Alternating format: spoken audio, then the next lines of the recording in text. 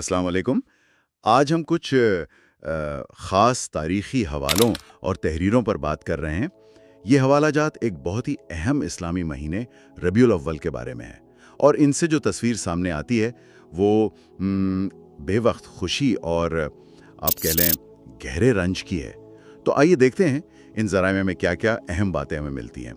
सबसे पहले तो ज़ाहिर है इस महीने की सबसे बड़ी खुशी का जिक्र है हमारे प्यारे नबी हज़रत मोहम्मद मुस्तफ़ा सल्लल्लाहु अलैहि वसल्लम की विलादत बासआदत। ये वाक़या जैसा कि आमतौर पर माना जाता है और उन तहरीरों में भी दर्ज है 12 रबीउल अव्वल का है, सन 570 ईस्वी। मक्का की सरजमीन पर आपकी वालिदा मोहतरमा हज़रत आमना रज़ी अल्लाह अन्हा, उन्होंने आपका नाम मोहम्मद रखा, यानी वो जिसकी बेहद तारीफ़ की जाए। इन तहरीरों में कुछ बहुत दिलचस्प तफसीलात भी हैं। ख़ास तौर पर आप सल्लल्लाहु अलैहि वसल्लम की विलादत के वक्त कुछ गैर मामूली वाक़यात का जिक्र है। मिसाल के तौर पर ईरान का वो 1000 साल पुराना आतिशकदा उसके बुझ जाने की बात है, रोमी सल्तनत के बड़े कलीसाओं का लरज़ उठना, किसरा के महल में दरारें पड़ जाना। ये चीज़ें जिस तरह बयान हुई हैं वो अपने आप में काफ़ी तवज्जो तलब हैं। जी बिल्कुल। और ये तहरीरें इस बात पर बहुत जोर देती हैं कि ये सिर्फ एक बच्चे की पैदाइश नहीं थी, बल्कि ये अल्लाह ताला की तरफ से तमाम जहानों के लिए एक रहमत का ज़ुहूर था। आप सल्लल्लाहु अलैहि वसल्लम की आमद को एक बहुत बड़ी नेमत के तौर पर पेश किया गया है।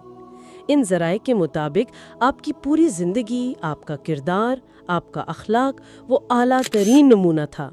और ये महीना हमें अल्लाह की इसी अजीम नेमत की, इसी अजीम हस्ती की याद दिलाता है। और फिर इसी रहमत और रहनुमाई के सफ़र में एक और बहुत अहम मोड़ आता है, हिजरत का, जिसका मदीना मुनव्वरा पहुंचने का मरहला भी उन ज़राए के मुताबिक रबीउल अव्वल में ही मुकम्मल हुआ। अगरचे सफ़र तो मुहर्रम में शुरू हुआ था, लेकिन आप सल्लल्लाहु अलैहि वसल्लम और आपके साथी हज़रत अबू बकर सिद्दीक़ रज़ी अल्लाह अन्हु वो यथरब यानी मदीना इसी महीने पहुँचे। मक्का में उस वक्त हालात यकीनन बहुत मुश्किल हो चुके थे। इन तहरीरों में ज़िक्र है कि कुफ़ार के मज़ालिम बढ़ रहे थे और फिर अल्लाह के हुक्म से ये तारीख़ी सफ़र शुरू हुआ। ये कोई आसान सफ़र नहीं था, बिल्कुल भी नहीं। दुश्मन पीछे लगे हुए थे और वो गारे थौर में 3 दिन पनाह लेने का वाक़या वो भी इसी मुश्किल सफ़र का हिस्सा है।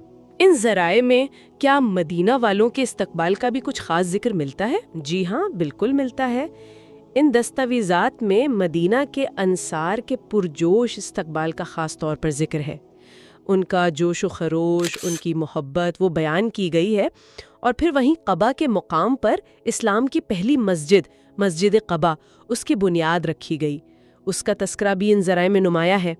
और ये बात बहुत वाज़ेह होती है कि हिजरत इस्लाम के लिए एक, आप कहें, फ़ैसला कुन मोड़ थी। इससे मुसलमानों को जुल्म से निजात मिली और साथ ही मदीना में एक पुरअमन मुआशरा कायम हुआ और इस्लामी रियासत की बुनियाद पड़ी। सही, लेकिन जैसा कि हमने शुरू में बात की थी, ये महीना सिर्फ खुशी का नहीं है। इन तहरीरों में रबीउल अव्वल से जुड़ी एक गहरी, एक गमगीन याद भी ताज़ा होती है। कई रिवायात हैं जिनका हवाला इन ज़राए में है। वो बताती हैं कि इसी महीने की 12 तारीख को नबी करीम सल्लल्लाहु अलैहि वसल्लम का विसाल भी हुआ। तो ये महीना खुशी के साथ साथ उम्मत के लिए एक अजीम सदमे की याद भी लाता है। बिलाशुबहा ये उम्मते मुस्लिमा के लिए एक ऐसा नुकसान था जिसका अंदाज़ा लगाना भी मुश्किल है।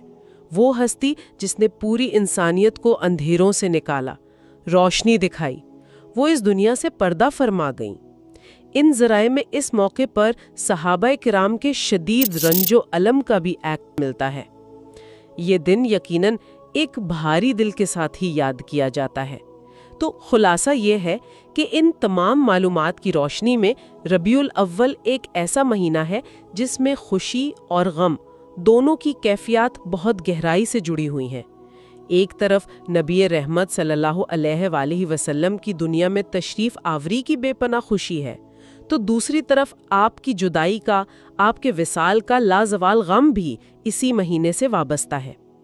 ये ज़राए असल में हमें इस तरफ तवज्जो दिलाते हैं कि ये महीना सिर्फ रस्मों का नहीं है, बल्कि ये आप सल्लल्लाहु अलैहि वसल्लम की सीरत तैयबा को समझने, उनकी तालीमात पर संजीदगी से अमल करने का महीना है और उनके लाए हुए दीन को मजबूती से थामने का पैगाम देता है। वाकई یہ ایک بہت گہری بات ہے، سوچنے کا مقام ہے کہ ایک ہی مہینے میں یہ دو عظیم واقعات، ولادت بھی اور وصال بھی، ان کا ایک ساتھ ہونا، یہ آج کے دور میں کسی بھی فرد کے لیے اپنی ایمان پر، اپنی زندگی کے مقصد پر اور نبی کریم صلی اللہ علیہ وسلم کی تعلیمات سے اپنے تعلق پر دوبارہ غور کرنے کے لیے کیسے ایک تحریک بن سکتا ہے۔